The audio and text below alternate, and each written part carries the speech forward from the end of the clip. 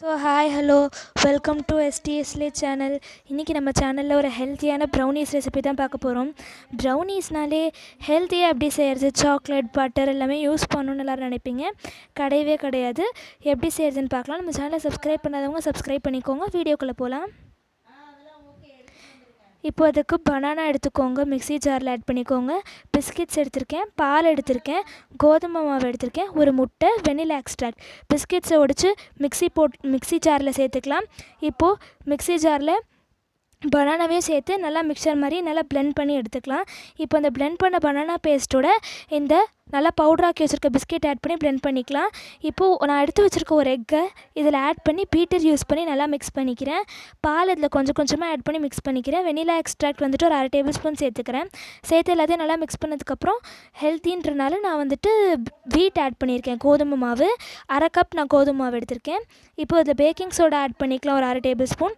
அப்புறம் brown sugar, நம்ம டெக்கரேஷனுக்கு ஏற்ற மாதிரி இல்லை கடிப்படுற மாதிரி கேஷ்யூஸ் எடுத்துக்கலாம். இப்போ இந்த பேட்டர் வந்துட்டு ஒரு பிளேட்டில் மாற்ற போகிறோம். அந்த பிளேட்டில் நெய் அப்ளை பண்ணிக்கோங்க. பட்டர் பேப்பர் இருந்தால் யூஸ் பண்ணிக்கலாம். இப்போது அந்த க்ரீம் இருக்கு இல்லையா, ஓரியோ பிஸ்கெட் க்ரீம், அந்த க்ரீமை வச்சு டெக்கரேட் பண்ணிக்கிறேன். ஒரு ஓரியோ பிஸ்கெட்டை உடச்சும் போட்டுக்கிறேன். ஒரு பாத்திரத்தில் ஒரு ஸ்டாண்ட் வச்சு அதுக்குள்ளே இந்த கேக் பேட்டரை வச்சுட்டு மூடி வச்சுக்கலாம். வெயிட்டுக்காக மேலே தண்ணி வச்சுக்கலாம் ஒரு பாத்திரத்தில். இப்போ டபுள் பாய்லர் மெத்தடில் நம்ம சாக்லேட் சிரப் ரெடி பண்ண போகிறோம். எதுக்குன்னா நம்ம செஞ்சு வச்சுருக்க ப்ரௌனீஸு டெக்கரேட் பண்ணுறதுக்கு தான். இது வந்துட்டு முற்றிலுமே வந்துட்டு ஆப்ஷனல் தான். நீங்கள் வேணும்னா அதை ட்ரை பண்ணி பார்க்கலாம். மில்க் சாக்லேட் எடுத்துக்கலாம், இல்லை டார்க் சாக்லேட் எடுத்துக்கலாம், அதோட உங்களோட விருப்பம் தான். நான் இப்போ பட்டர் ஆட் பண்ணிவிட்டு இந்த சாக்லேட் ஆட் பண்ணி ஒன்றா மெல்ட் பண்ணி எடுத்துக்கிறேன். இப்போ அதில் பால் ஆட் பண்ணி நல்லா மிக்ஸ் பண்ணி எடுத்துக்கலாம். இப்போ ஒரு லிக்விட் கன்சிஸ்டன்சிக்கு வந்திருக்கு. இப்போது சரியாக எனக்கு ஒரு 30 நிமிஷத்தில் இந்த ப்ரௌனி கேக் வந்துட்டு வந்துருச்சு. நல்லாவே வெந்துருச்சான்னு செக் பண்ணுறதுக்கு உள்ளே ஒரு நைஃபோ இல்லை டூத் பிக்கோ விட்டு நம்ம செக் பண்ணோன்னா அந்த டூத் பிக்லேயோ அந்த நைஃப்லேயோ எதுவுமே ஒட்டாமல் வரணும்.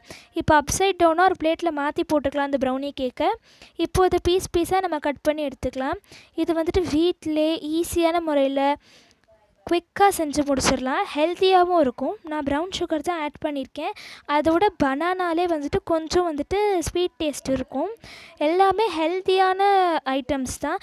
நீங்கள் அந்த லாஸ்ட்டில் பண்ண அந்த சாக்லேட் சிரப்பை கூட நீங்கள் ஸ்கிப் பண்ணிக்கலாம். இப்போ அதை பீஸாக உங்கள் ஷேப்புக்கு ஏற்ற மாதிரி, உங்கள் விருப்பத்துக்கு ஏற்ற மாதிரி கட் பண்ணி எடுத்துக்கோங்க. இதை இப்போ நான் பிச்சு காமிக்கிறேன் பாருங்கள். எவ்வளோ சாஃப்டாக இருக்குன்னா அவ்வளோ ரொம்பவே சாஃப்டாக இருக்குது. அந்த சாக்லேட் ஃப்ளேவரும் வந்துட்டு ஆக்சுவலி வந்திருக்கு. இப்போ இதை சாக்லேட் சிரப் வச்சு டெக்கரேட் பண்ணிக்கலாம். இதை டெக்கரேட் பண்ணிவிட்டு டேஸ்ட் பண்ணும்போது இன்னும் சூப்பராக இருந்தது. இந்த சாக்லேட் சிரப்புக்கு நீங்கள் வந்துட்டு டார்க் சாக்லேட் வேணாலும் யூஸ் பண்ணிக்கலாம். ஸோ எப்போயாச்சும் நீங்கள் ஃப்ரீயாக இருக்கீங்க, உங்களுக்கு போர் அடிக்குது அப்படின்ற மாதிரி இருந்தீங்கன்னா இந்த ரெசிபியை கண்டிப்பாக ட்ரை பண்ணி பாருங்கள். நம்ம சேனலை சப்ஸ்கிரைப் பண்ணாதவங்க சப்ஸ்கிரைப் பண்ணுங்கள், லைக் பண்ணுங்கள், ஷேர் பண்ணுங்கள்.